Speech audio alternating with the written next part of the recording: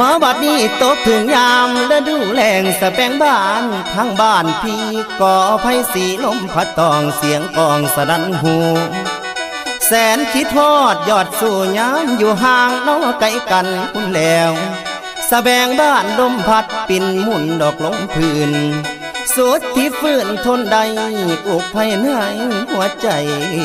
พี่นางเอ้ยนางไงกูลาอายนี่หนพรบ่พรบอกขานิ่งน้ำนองเจ้าเรื่องเก่าน้องข้างหลังคุณแล้วมันยังฝังในใจเสียจ้องจำเด้อจิตอายคำที่สายเคยเว้าไว้น้ำสาวเบิดทุกสิ่งคำ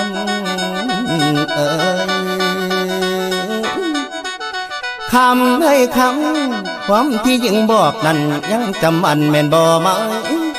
น้องว่าน้องหักอายสายบอกหักน้อจอมควันคุณแล้วที่สองเอา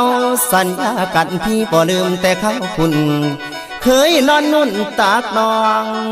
จะดอมเบาอมอมเบาอมอมลานางเอ้ยสองใจเฮาพร้อมพร้อมล้อมเขาไม่ใส่กันอดีตก่อนเก่านั้นยังค่อยบันว่าหัวใจน้อลาลาโดนปันได้บ่ไล่ลืมตื่นเต็มในสวงพี่หากคนดีแฟนอายฟังใจบอกใครเสื่อมนอกคำเอ๋ยเบิดหัวใจให้น้องบ่เหลือแท้ให้แก่ไผอายยังจำจื่อได้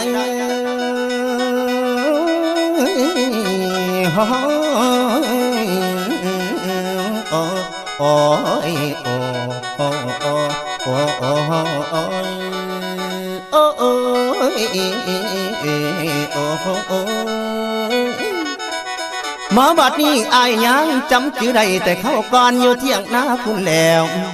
ดอกมันป่าเน็บหัวแก่นางแต่ตอนนั้น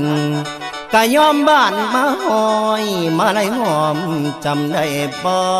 คำ